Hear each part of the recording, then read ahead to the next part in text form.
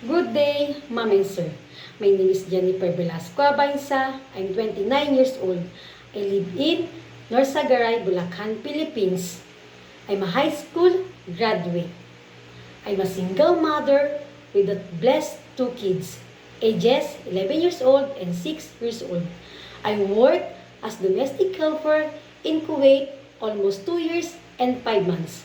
I serve 5 members of the family, including 2 adults ages 36, 37 with the 3 kids, ages 8 years old, 5 years old with the newborn baby.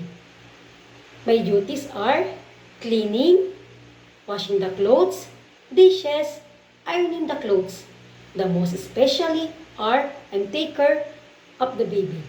I am the one who responsible for the needs the baby, such as bathing, change the clothes, change the diaper, feed him, and also I cook food for the kids.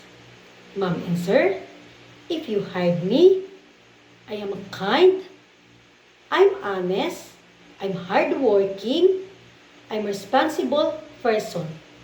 I will stay as long as you want and need me. Thank you and God bless.